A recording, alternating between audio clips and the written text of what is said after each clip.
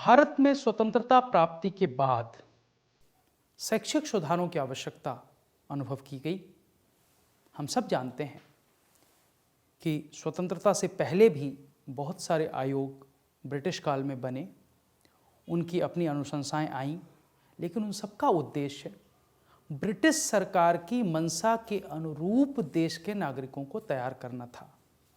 उसमें भारत, भारतीयता, भारतीय जनमानस की भावना और हम कैसी शिक्षा चाहते हैं, इसका अभाव था। इसलिए स्वतंत्रता प्राप्ति के तुरंत बाद देश में सबसे पहले विश्वविद्यालय शिक्षा को ठीक करने के लिए, देश की अपेक्षा और मंशा के अनुरूप विकसित करने के लिए एक आयोग का गठन किया गया, जिसको हम विश्वविद्यालय शिक्षा आयोग कहते हैं। आज हम इसी आयोग के गठन, इसकी अनुशंसाओं पर विस्तार से चर्चा करेंगे।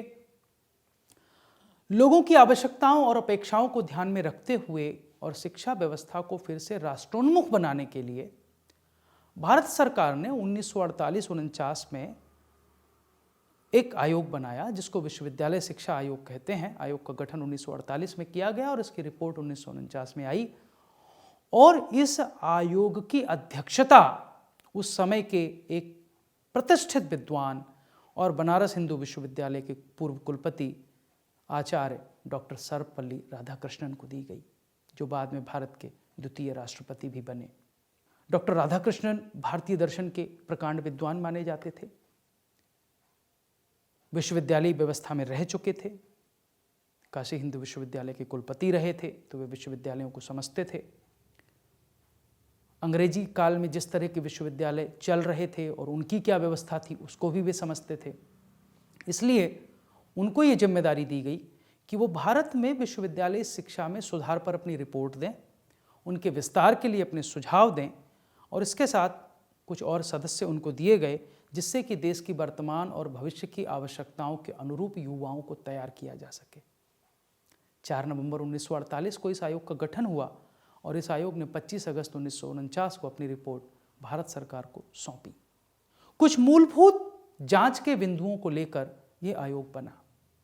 पहला, तत्कालीन जो विश्वविद्यालय थे उनमें क्या चल रहा है, उनका अध्ययन करना, उनकी समस्याओं को पता लगाना, विश्वविद्यालयों का प्रशासन कैसे हो, उनकी वित्तीय व्यवस्था कैसी हो, इस पर सुझाव देना।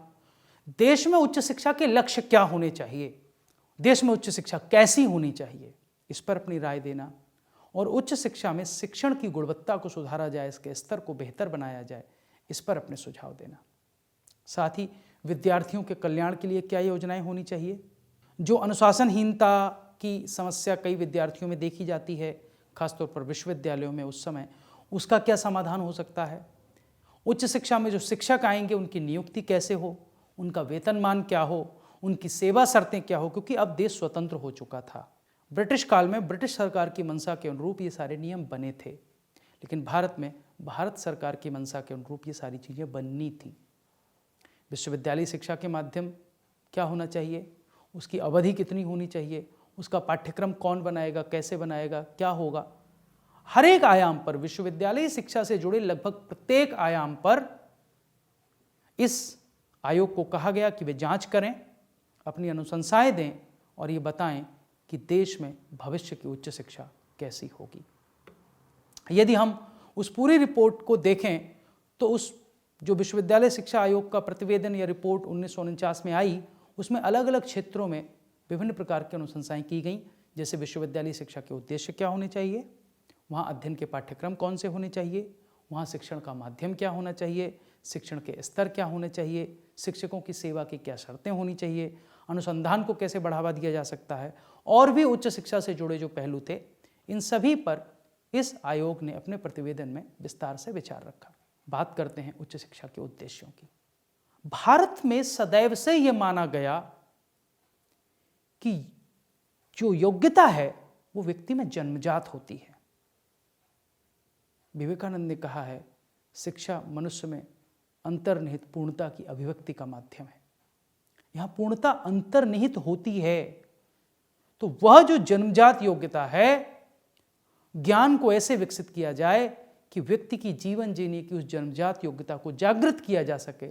यह इस आयोग ने उच्च शिक्षा का पहला उद्देश्य निर्धारित किया। हम लोकतंत्र थे, हम डोमिनियन स्टेट नहीं थे, हम किसी राजा के अंतर्गत काम नहीं कर रहे थे, किसी राज परिवार के गुलाम नहीं थे, हम स्वतंत्र हो चुके थे और हमने ये स्वीकार किया कि हमारी स्वतंत्रता एक लोकतांत्रिक देश के रूप में आगे बढ़ेगी। तो लोकतंत्र में लोगों को प्रशिक्षित करना कि लोकतंत्र कैसे काम करता है, लोगों की क्या भूमिका है, युवाओं की क्या भूमिका है, लोकतंत्र के कौन से आयाम होते हैं, यह भी उच्च शिक्षा के उद्देश्य रखा गया। मन में निडरता हो, विवेक की क्षमता हो, उद्देश्यों में अखंडता हो, ऐसे कुछ मूल्यों का विकास प्रत्येक देश के नागरिक में किया जाए, प्रत्येक युवा में किया जाए। इन उद्देश्यों को भी उच्च शिक्षा का उद्देश्य माना गया। आयोग ने कहा कि हमारी सांस्कृतिक विरासत बहुत प्राचीन है, बहुत विशद है। ये मैकाले की एक अलमारी में समाने वाली पुस्तकों तक सीमित नहीं है।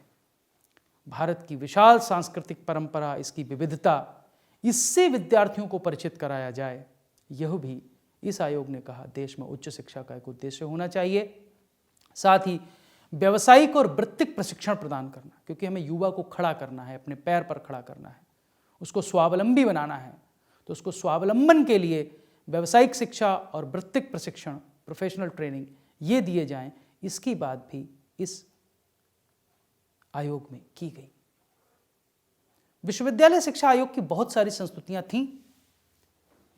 यद्यपि विश्वविद्यालय शिक्षा आयोग की संस्तुतियां कुल मिलाकर विश्वविद्यालयी स्तर पर ही थी, लेकिन फिर भी विश्वविद्यालय में आने वाले विद्यार्थी चूंकि विद्यालयी शिक्षा से आ रहे थे, इसलिए कहीं ना कहीं उसकी अनुशंसाओं में विद्यालयी शिक्षा की बात भी की गई।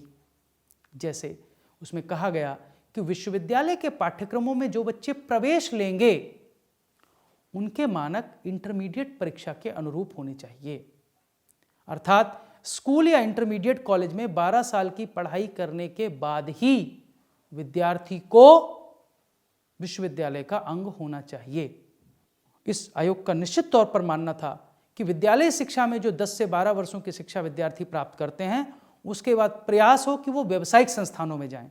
इसके लिए बड़ी संख्या में व्यावसायिक संस्थान खोले जाएं और हाई स्कूल और इंटरमीडिएट कॉलेज के जो विद्यार्थी को पढ़ाते हैं, उन शिक्षकों के लिए विश्वविद्यालयों में रिफ्रेशर पाठ्यक्रम आयोजित किए जाएं। व्याख्यानों को सावधानीपूर्वक पढ़ाया जाए, उनकी योजना बनाई जाए, ट्यूटोरियल्स प्रयोग किए जाएं, पुस्तकालयों और लिखित अभ्यासों का प्रयोग हो। ये पेडागॉजी अर्थात शिक्षण अधिगम कैसे हो, इस पर सिफारिशें थी। आयोग का पूर्णतया मानना था कि विश्वविद्यालय स्तर पर किसी भी पाठ्यक्रम के लिए कोई पाठ्यपुस्तक नहीं होनी चाहिए, निश्चित पाठ्यपुस्तक नहीं होनी चाहिए। विद्यार्थी को स्वतंत्र पाठ्यक्रम होना चाहिए, सुझाया गया पाठ्यक्रम होना चाहिए, लेकिन पाठ्यपुस्तकें नहीं होनी चाहिए। पाठ्यपुस्तकों का चयन विद्यार्थी स्वयं करे कि वे पाठ्यक्रम के किस आयाम को पढ़ने के लिए किस पुस्तक से बेहतर पढ़ सकते हैं। साथ ही ट्यूटोरियल निर्देश, ट्यूटोरियल इंस्ट्रक्शंस को डेवलप करने की बात विश्वविद्यालय शिक्षा में की गई। सबसे महत्वपूर्ण बात जो इस पूरे आयोग में है वो ये है, ये कहते हैं कि शिक्षा की विषय वस्तु को सबसे अच्छी बात यह स्वीकार करनी चाहिए कि अतीत की हमारी सांस्कृतिक विरासत को नजरअंदाज किए बिना आधुनिक उन्नति हम कैसे कर सकते हैं। आधुनिकता का अर्थ हमारी विरासत, हमारी संस्कृति को पीछे छोड़ना नहीं है, उसको नजरअंदाज करना नहीं है, परंतु आधुनिक उन्नति हम अपनी प्राचीन सांस्कृतिक विरासत की जड़ पर, उसको आधार बनाकर उस पर कर सकते हैं। शिक्षक शिक्षा प्रणाली में एक महत्वपूर्ण भूमिका निभाता है, इसलिए विश्वविद्यालय या कॉलेज में कर्तव्यों का निर्वहन करने के लिए आवश्यक योग्यता रखने वाले पर्याप्त शिक्षक, पर्याप्त प्राध्यापक हमारी विश्वविद्यालय व्यवस्था की मांग है, जो उस समय शायद उपलब्ध नहीं थे। उनकी उपलब्धता सुनिश्चित करना आवश्यक है। विश्वविद्यालय केवल रटी रटाई, लिखी लिखाई बातों को दोहराने के स्थान नहीं होते हैं। राधाकृष्णन जी ने बहुत स्पष्ट कहा है विश्वविद्यालय शिक्षा आयोग में कि विश्वविद्यालयों को नए विचारों को उत्पन्न करने वाला होना चाहिए। उन विचारों को, उन बातों को त्यागना चाहिए, उन लोगों का अनुसरण करना त्यागना चाहिए जो राष्ट्र को विकास से रोकने की संभावना रखते हैं। उनका मानना था कि यदि प्रगति करनी है तो अंधविश्वास से ऊपर उठना होगा। विश्वविद्यालयों को छात्रों को अपनी संस्कृति के अच्छे पहलुओं को आत्मसात करने और साथ ही सर्वांगीण विकास के लिए नए मूल्यों को स्वीकार करने की योग्यता विकसित हो, इसमें सहायता करनी चाहिए। यदि हम इसकी कुछ संस्तुतियों को और विस्तार से देखें तो विश्वविद्यालय शिक्षा आयोग ने शिक्षण संकाय के विषय में अपनी कुछ संस्तुतियां दी कि विश्वविद्यालयों की व्यवस्था कैसी होनी चाहिए। उन्होंने कहा था कि 4 प्रकार के शिक्षक विश्वविद्यालयों में होने चाहिए: प्रोफेसर, रीडर, लेक्चरर और ट्रेनर। प्रोफेसर, पाठक, व्याख्याता और प्रशिक्षक। और योग्यता के आधार पर ही एक व्यक्ति की एक श्रेणी से दूसरी श्रेणी में पदोन्नति की जाए। साथ ही इन चारों श्रेणियों में शिक्षकों के लिए उच्च वेतन हो, बेहतर सेवा शर्तें हों, जैसे भविष्य निधि की व्यवस्था, आवास की व्यवस्था, काम करने के कितने घंटे होंगे, कितने प्रकार की छुट्टियां मिलेंगी, इन सब प्रकार के लाभ दिए जाएं। और उस पर विस्तार से आयोग ने अपनी रिपोर्ट में लिखा। उन्होंने कहा कि एक सप्ताह में एक अध्यापक को 18 घंटे से अधिक कार्य सप्ताह न दिया जाए। कम से कम अध्ययन के लिए एक बार में 1 वर्ष का और संपूर्ण सेवा काल में कम से कम 3 वर्ष का अवकाश शिक्षकों को दिया जाए, जो उनका अध्ययन अवकाश हो, जिसमें वे जाकर नई नई चीज़ें पढ़ सकें। उस समय सेवा से अवकाश की आयु 60 वर्ष थी।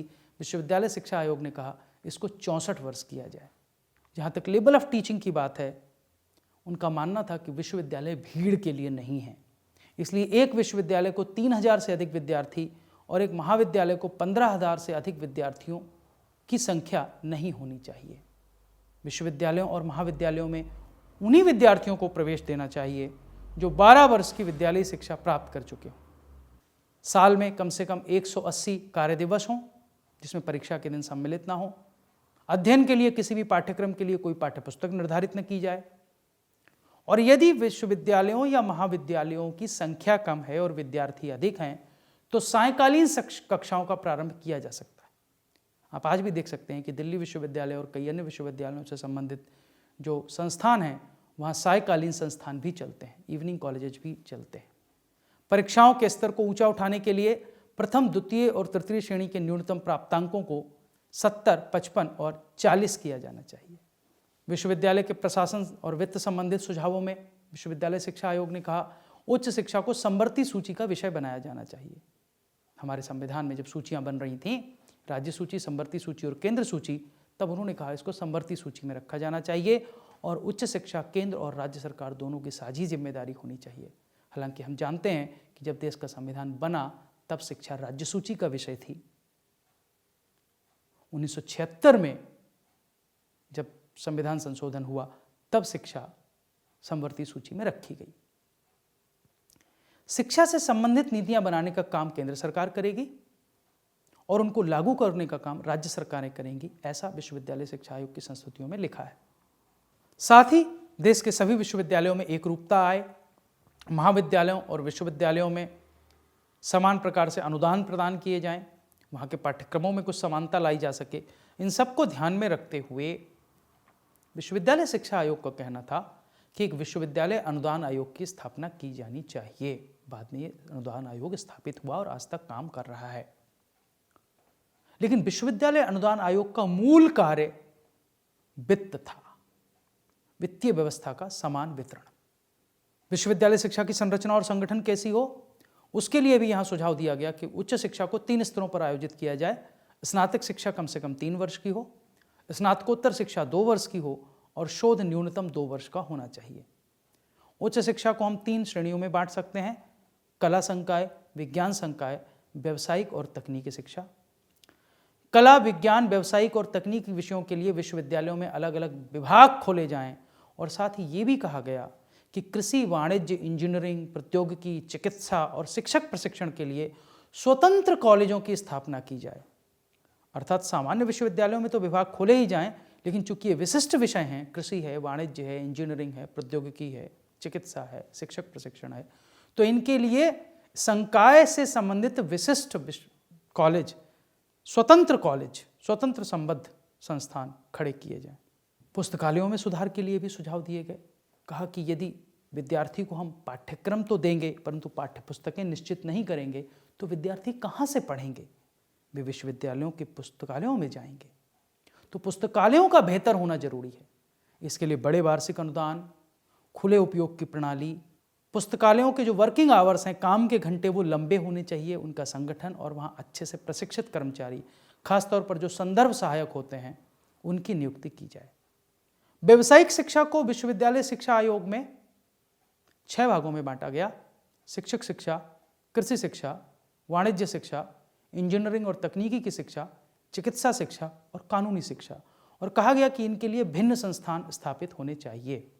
प्रयोगशालाओं के निर्माण, उनके फिटिंग, उनके उपकरण, उनके तकनीशियन, इसमें सुधार किया जाए, क्योंकि विज्ञान विषयों का प्रशिक्षण और शिक्षण प्रयोगशालाओं के बेहतर व्यवस्था के बिना असंभव है। और विश्वविद्यालय अनुदान आयोग के गठन की बात पहले ही कही गई है कि उसके अनुदान को ठीक तरह से आवंटित करने के लिए इसकी बात की जाए। लेकिन इस आयोग को यदि एक बहुत बड़े सुझाव के लिए हमेशा याद किया जाता है तो वह सुझाव है ग्रामीण विश्वविद्यालय की स्थापना। आयोग का कहना था कि ग्रामीण क्षेत्रों में छोटे छोटे आवासीय पूर्ण स्नातक महाविद्यालय स्थापित हों, जिनके केंद्र में एक विश्वविद्यालय हो, और वे सारे महाविद्यालय इस विश्वविद्यालय से संबद्ध हों। यहाँ ऐसे विषय पढ़ाए जाएं जहाँ छात्रों के समय का आधा भाग अध्ययन में बीते और आधा भाग प्रयोगात्मक कार्यों में, चाहे वो खेत हो, चाहे वो फैक्ट्री हो, या कोई और ऐसी जगह जहां वो अपने हस्त कौशलों का विकास कर सकते हैं। ग्रामीण परिवेश में ग्रामीण अर्थव्यवस्था की उन्नति के लिए शोध की व्यवस्था इन विश्वविद्यालयों में की जानी चाहिए। और अखिल भारतीय स्तर पर ग्रामीण शिक्षा परिषद की स्थापना हो, ऐसी अनुशंसा इस विश्वविद्यालय शिक्षा आयोग में की गई। विश्वविद्यालय शिक्षा आयोग की उपादेयता क्या रही, इसने क्या परिवर्तन किए? यद्यपि कई बार इस बात के लिए आलोचना होती है कि देश में शिक्षा का आधार प्राथमिक और प्रारंभिक शिक्षा थी, परंतु जो 2 पहले आयोग बने वो क्रमशः विद्यालय और माध्यमिक शिक्षा के लिए बने। प्राथमिक शिक्षा की चिंता सबसे बाद में हुई, परंतु फिर भी देश में विश्वविद्यालय शिक्षा की आवश्यकता उस समय के नीति नियंताओं ने संभवतः इसलिए अनुभव की होगी क्योंकि देश के युवा को तैयार करना था। युवा के सहयोग, सामंजस्य और भागीदारी के बिना देश का निर्माण नहीं हो सकता था। इसलिए तत्काल स्तर पर विश्वविद्यालय शिक्षा में सुधार की आवश्यकता थी और शायद इसीलिए स्वतंत्रता के तुरंत बाद विश्वविद्यालय शिक्षा आयोग की स्थापना की गई। विश्वविद्यालय शिक्षा आयोग ने जितनी अनुशंसाएं की, यदि हम ये देखें तो जो पहली इसकी अनुशंसा जिस पर अमल किया गया वह थी विश्वविद्यालय अनुदान आयोग की स्थापना। 1956 में देश में विश्वविद्यालय अनुदान आयोग अर्थात यूजीसी, यूनिवर्सिटी ग्रांट्स कमीशन की स्थापना की गई। शिक्षकों के वेतनमान और सेवा शर्तों में सुधार किया गया, उनके पद निर्धारण किए गए, उनके प्रमोशन अर्थात एक स्तर से दूसरे स्तर पर पदोन्नति के नियम निर्धारित किए गए। विश्वविद्यालयों में शिक्षक कैसे क्या करेंगे, महाविद्यालयों के शिक्षक क्या करेंगे, उनकी क्या भूमिका होगी, इस पर पूरा स्पष्ट नियम कानून बनाए गए। वैज्ञानिक विचारों पर बल देते देते हम कहीं नैतिक और आध्यात्मिक मूल्यों की उपेक्षा न कर दें, बड़ी चिंता थी विश्वविद्यालय शिक्षा आयोग की और उन्होंने चेतावनी दी थी। बाद में ये देखा भी गया कि कई बार भारतीयता, भारतीय मूल्यों, भारतीय परंपराओं को ना चाहते हुए भी युवाओं ने उतना महत्व नहीं दिया जितना पश्चिमी विचारों को दिया और शायद वैज्ञानिक विचारधारा के नाम पर पश्चिमी विचारधारा हम पर हावी होती चली गई। यही चिंता वर्तमान राष्ट्रीय शिक्षा नीति की भी है, लेकिन ये चेतावनी विश्वविद्यालय शिक्षा आयोग ने 1949 में दे दी थी। इसलिए उन्होंने कहा था कि मूल्य शिक्षा को बढ़ावा दिया जाना चाहिए और इसके लिए उन्होंने सुझाव दिया कि संस्थानों में कुछ मिनट का ध्यान, सभी धर्मों के महान धार्मिक नेताओं के बारे में शिक्षण देश में विविधता में एकता को संपूरित करेगा और इसको एक महत्वपूर्ण योगदान के रूप में देखा गया। विश्वविद्यालयों में छात्र कल्याण बोर्ड की स्थापना हो, छात्र अधिष्ठाताओं की नियुक्ति हो, शारीरिक शिक्षा निदेशकों की नियुक्ति हो। कुछ ऐसे प्रावधान थे जो छात्र कल्याण की दृष्टि से अत्यंत महत्वपूर्ण थे और उस समय और उसके बाद स्थापित हुए समस्त विश्वविद्यालयों में इन बातों का ध्यान रखा गया।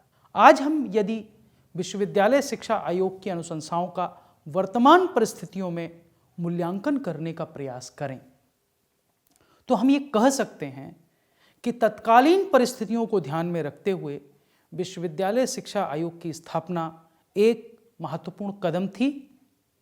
देश तुरंत स्वतंत्र हुआ था, देश को अपने पैरों पर खड़ा होना था और देश को अपने पैरों पर खड़ा करने का सबसे बड़ी जिम्मेदारी किसी की थी तो वह देश की युवा पीढ़ी की थी।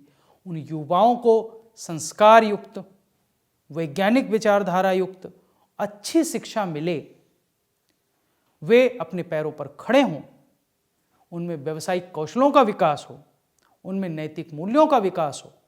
इसके लिए देश की उच्च शिक्षा को एक दिशा देने की आवश्यकता थी और वह दिशा देने का काम विश्वविद्यालय शिक्षा आयोग ने किया।